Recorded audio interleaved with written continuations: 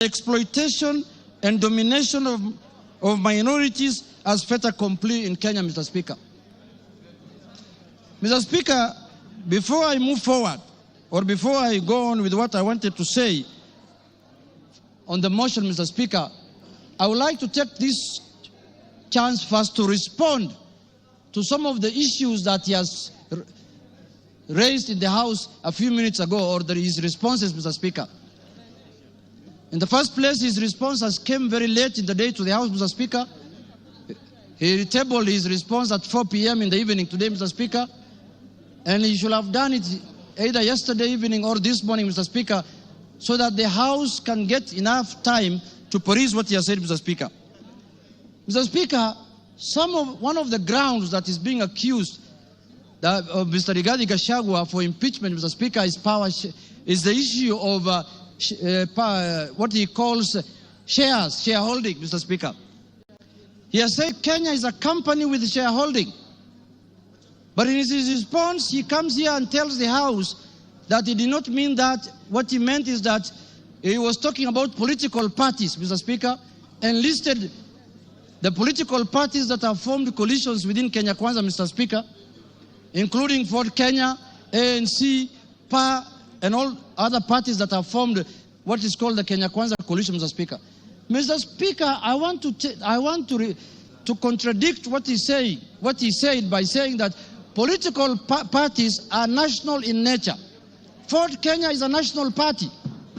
ANC is a national party.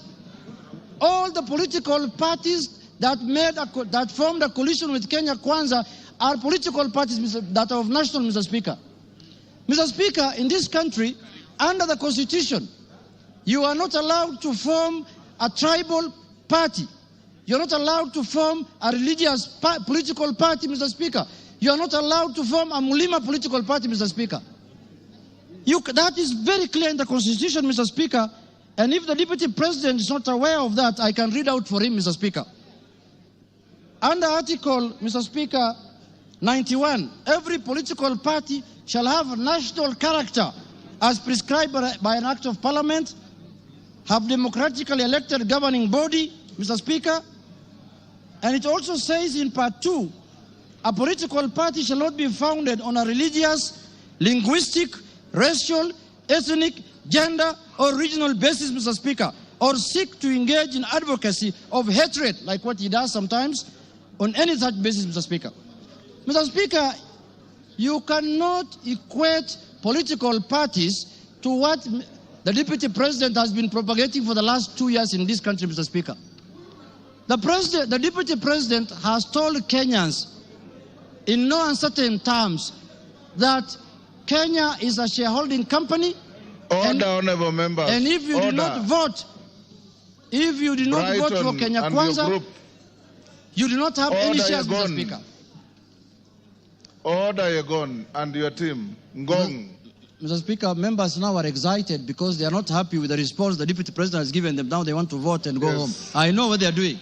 I know, but let's prosecute the matter. We have to respond to the issues he has brought to the House, Mr. Speaker. Mr. Speaker, political parties are not equal to regional and ethnic,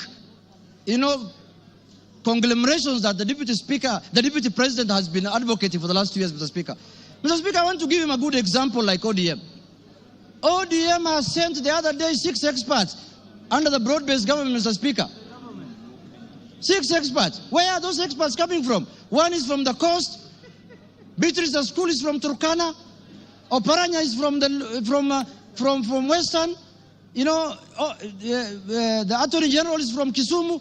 Mr. Speaker, when he's talking about 30% of Ford Kenya and 30% of ANC, he thinks those positions were given to lawyers as a community, Mr. Speaker. When Ford Kenya is a national party, those positions belong to members of Ford Kenya who are in Mombasa, who are in Migori, who are in Kakamega, who are in Bungoma, who are in Eldoret.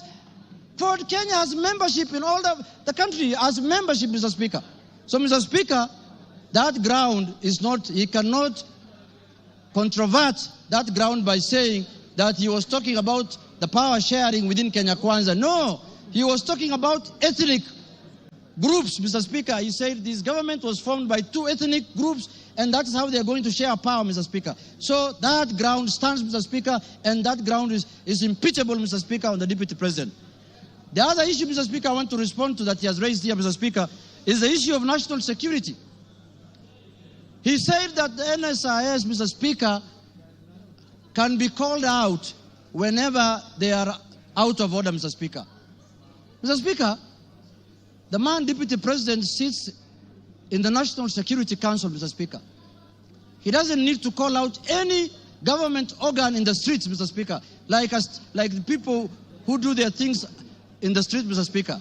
He's a man who sits in every governance organ of this country, Mr. Speaker.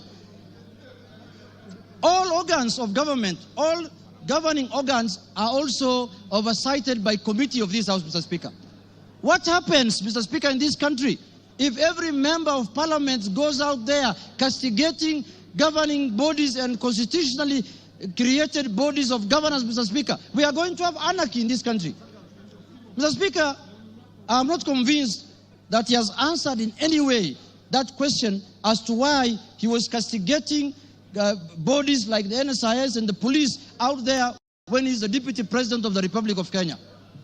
On that ground, Mr. Speaker, I feel he's impeachable on that, Mr. Speaker. He has not given us any sufficient answer to that question, Mr. Speaker. Mr. Speaker, the issue of Justice Maina. He said that he was not attacking her because of the judgment she rendered against him, Mr. Speaker. And he said that he had filed a petition with the Judicial Service Commission, Mr. Speaker. He who wants equity must come with clean hands. You cannot castigate a judge in the rallies, in burials, and then you want JSC to listen to you. You can't have both ways. If he wanted JSC to deal with that matter, if he was unhappy with the way the judge has handled his case, Mr. Speaker, he should not have castigated her in a burial, Mr. Speaker. He should not have talked about her in a very demeaning manner, Mr. Speaker. He should have kept his cool and filed his petition with the Judicial Service Commission, Mr. Speaker.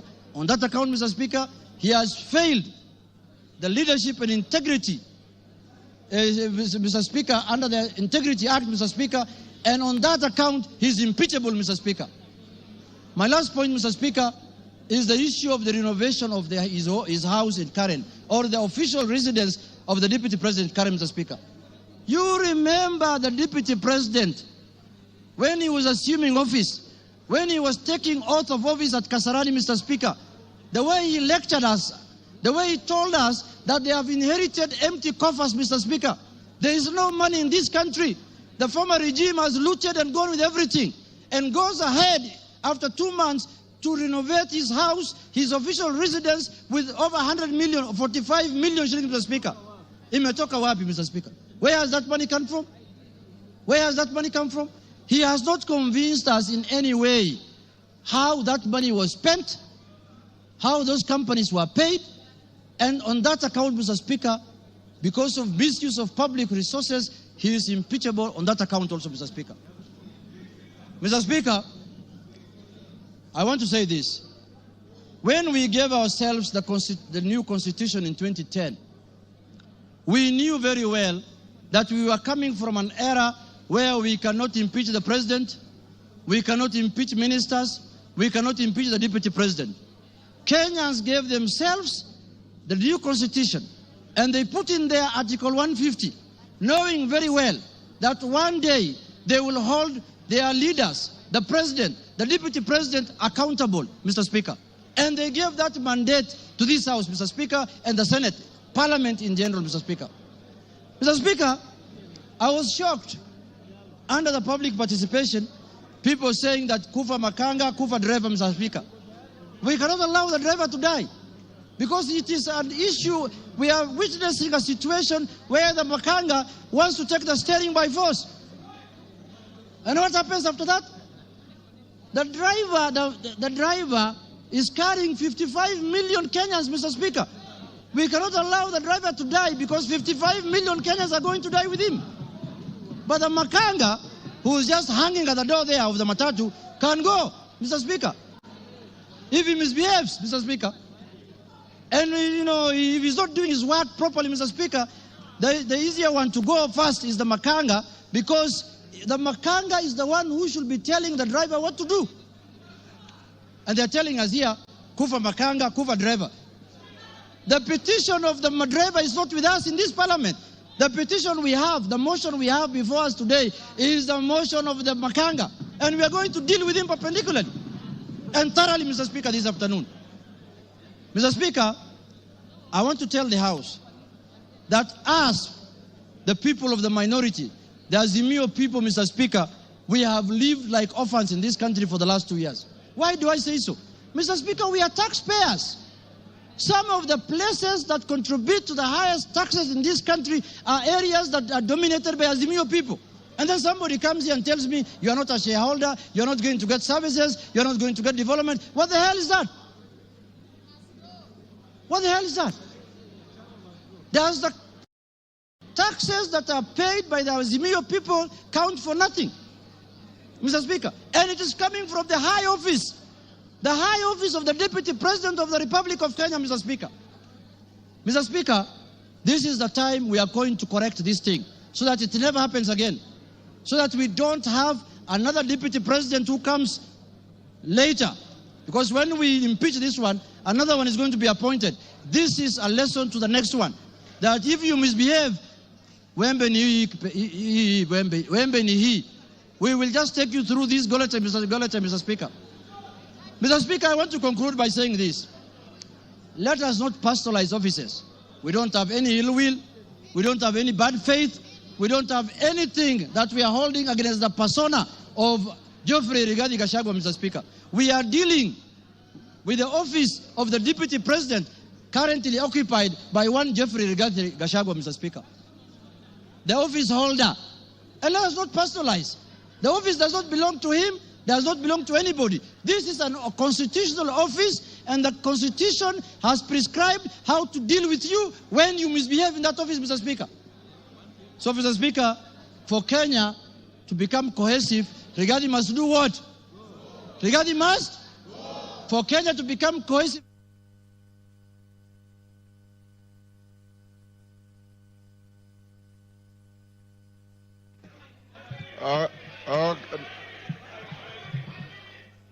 Okay, give him 1 minute. Mr. Speaker. Give him 1 minute. Mr. Speaker, I was telling members, for Kenya to unite, Rigathi must. For Kenya to prosper, Rigathi must. For Kenya to have unity, Rigathi must.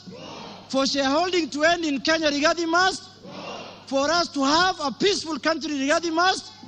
Thank you very much. That is the mood, and that is what we are going to do. Thank you, Kimani Ichungwa.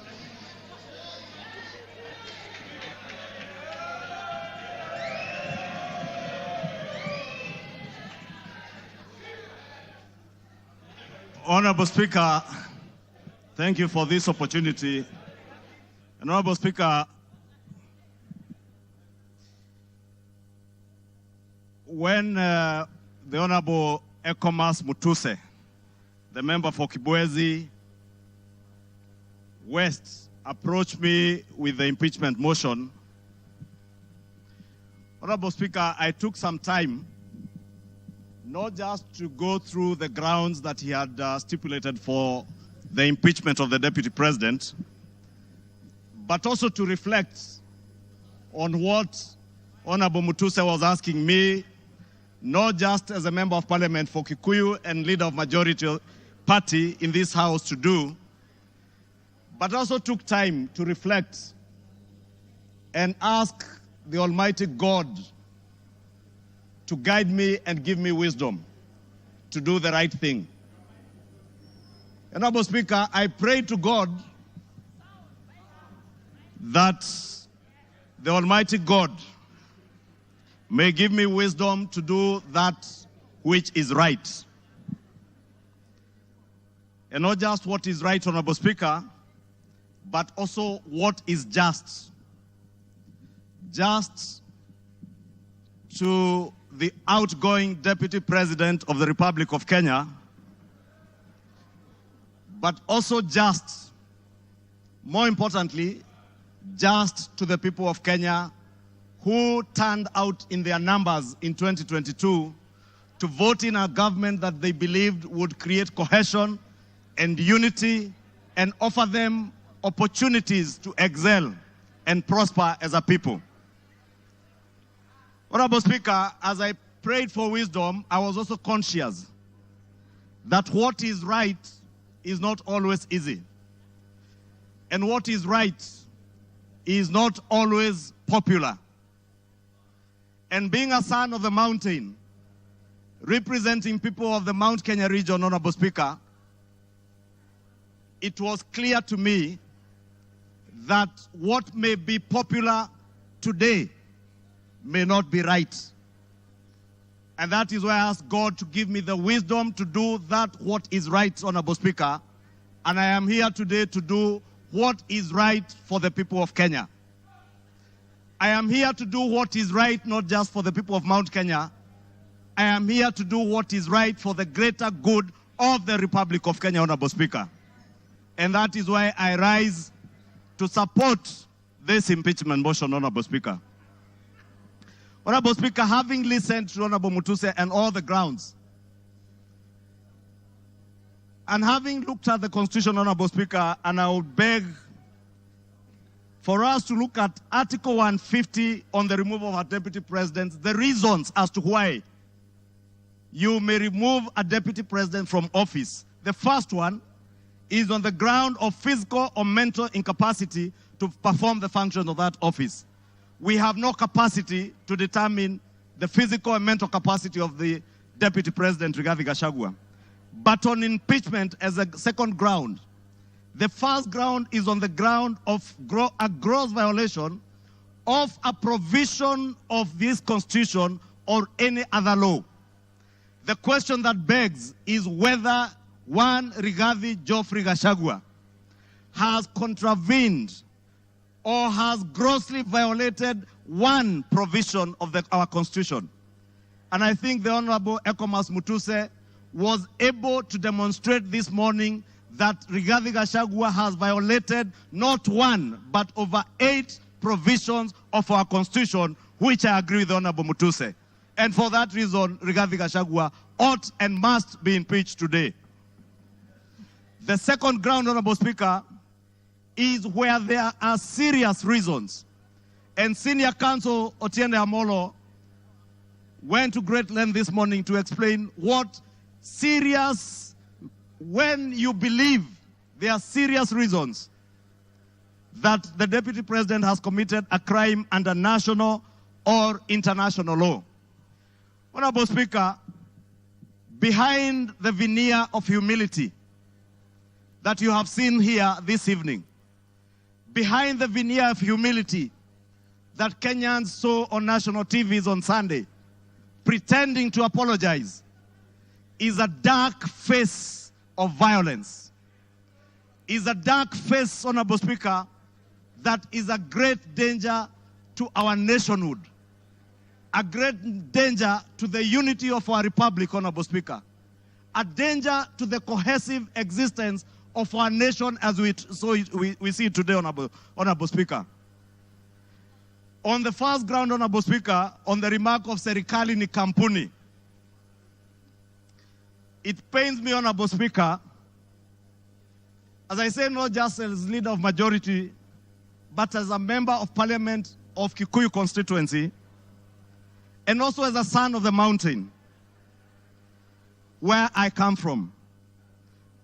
That, Honorable Speaker, today, the community I come from is being depicted as a community that is entitled and privileged. We are a community, Honorable Speaker, that has love for other Kenyans and other communities in our republic. We are a community that is known for our hard work and resilience, not for entitlement. We are a community that is peace-loving and that believes in the unity of one indivisible nation and Republic of Kenya. Rigathi Gachagua does not believe in an indivisible country. He believes in parochial, selfish, regional and sectarian interests. And for that reason, Honorable Speaker, we ought and we should impeach the Honorable Rigathi Gachagua. Honorable Speaker, we need to ask ourselves as honorable members of parliament who took an oath of office, Honorable Speaker, and we swore in the name of the Almighty God that we would obey, respect, uphold, protect, and defend this Constitution. And today, Honorable Speaker, what we are being asked to do is to recall those words of the oath of office that we all took either with the Bible or with the Holy Quran in our right hands, Honorable Speaker, that for a man who has grossly violated our Constitution, whether we will stand up today to be counted as protecting and defending this Constitution by sending home one Rigathi Gachagua, Honorable Speaker. I want to say I rise to the occasion today to do what is right and to reaffirm that oath that I took with the Bible in my right hand, to obey, to defend, and to protect this Constitution that we all sought to defend. And I call upon all of you, honorable members, to defend this Constitution. Honorable members, for Kenyans around the country who watched in disbelief as the Honorable Rigathi Gachagua went to great length, and Honorable Otiende Amolo told us this morning, if you have to spend 2 hours on national TV to defend corruption and tell the world how you are not corrupt, you are definitely corrupt. Honorable Speaker, the Deputy President with his legal team submitted their defense late at 4 p.m. this afternoon, imagining that we will not have the time to go through this voluminous document. If you go through what Rigathi Gachagua was telling you here, on Olive Garden Hotel, he claims that this hotel was sold by executors to a third party. Honorable Speaker, if you peruse through the documents, the third party that he said to have bought this hotel, Honorable Speaker, and allow me, Honorable Speaker, first to tell you that the joint executors of the will of the late Governor Nderitu Gachagua were Rigathi Gachagua, Advocate Njoroge Regeru, and one Mr. Mwai, who was said to have been his great friend, Mwai Madhenge. And Honorable Speaker, if you read the report filed in court by the joint will executors, filed on the 27th of June this year, it says in the report that the joint will executors will make decisions independently of the beneficiaries and without influence from any beneficiary, except for one who is both a beneficiary and an executor. The joint will executors does not have the same attributes and mandates as for trustees, where beneficiaries would play a part assisting in decision making. What this is saying, Honorable Speaker, a document filed in court, is that Rigathi Gachagua, as a joint will executor, was also a beneficiary of the estate of his late brother. He was not only a joint will executor, he was also a beneficiary, and he was also a purchaser for value of the estate of his late brother. Olive Gardens is said to have been sold to one gentleman that many of us know, the Honorable Gishimu Givenji, the member for Gishugu, will tell you that the gentleman who is listed here as a purchaser for value for Olive Gardens, one Peterson Jomo Mushira, was a candidate in Gishugu constituency. He is a direct proxy of one Rigathi Geoffrey Gachagua. And Honorable Speaker, I must confess, and I am sorry to my friend Peterson because I know him. I just called him this afternoon when I saw this document. And I asked him whether TM Civil Engineering Limited is his company, and he confirmed to me it is indeed his company. I therefore want to tell you Olive Gardens was purchased through the proxy of Peterson Jomo Mushira with 0 shares and TM Civil Engineering Limited with 6,000 shares. Those who have visited the Annex House, the Office of the Deputy President, know this Jomo is a permanent fixture in the Office of the Deputy President and therefore his direct proxy. Honorable Speaker, we are also told, Honorable Speaker, that these very hardworking young Kenyans, in the names of Keith Ikino Rigathi and Kevin Gachagua Rigathi, who are listed on the CR12 of the documents that were tabled this afternoon by Rigathi, are shareholders of Vipingo Beach Resort that owns the Vipingo property in Kilifi County, the one the Honorable Chonga was speaking about. Rigathi Gachagua told Kenyans on national TV that this property is still owned by the family and therefore is still part of the estate. Keith Ikino and Kevin Gachagua, his sons, were not joint will executors of the estate of Nderitu Gachagua. And the owners who are listed on this CR12 is Keith Ikino Rigathi, Kevin Gachagua Rigathi, and the estate of the deceased James Nderitu Gachagua. It is a rather ingenious way of trying to hide behind the estate of his late brother.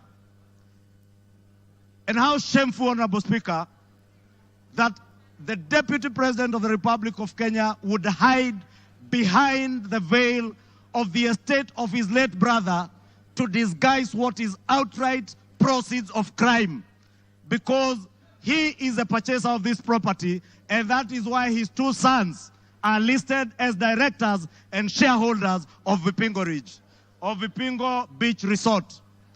But he was on national TV telling Kenyans, this is a property that belongs to the family, and we have decided to keep it. This is a House of Records, Honorable Speaker, and it is good we gave the Honorable Rigathi Gachagua an opportunity to be heard so that we can expose his lies in broad daylight or this early in the evening.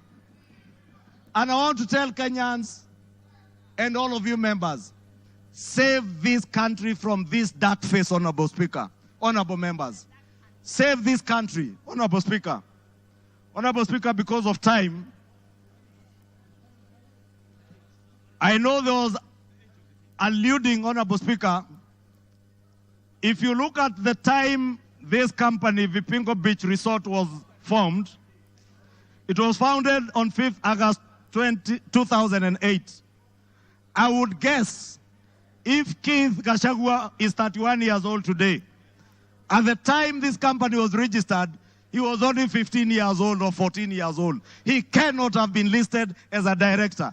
His younger brother must have been 12 or 13. For heaven's sake, Deputy President, give some credit. Honorable Speaker, we also had the issue of shareholding, Honorable Speaker. And we were told that in our coalition agreement, Honorable Speaker, and you are then the leader of Ford Kenya, and you know you never subscribed to shareholding in our coalition agreements within Kenya Kwanza.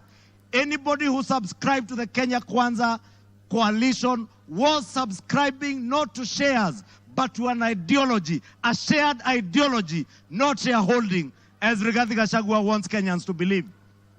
Honorable Speaker, let me finish by saying, Honorable Speaker, that the mountain is intact. The mountain is intact. The mountain is intact. The mountain is intact. The mountain is named after Kenya because it belongs to all the people of Kenya. We must end ethnic balkanization.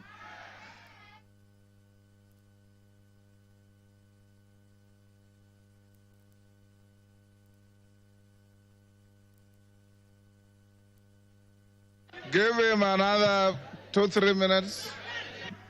Honorable Speaker, I was saying to conclude,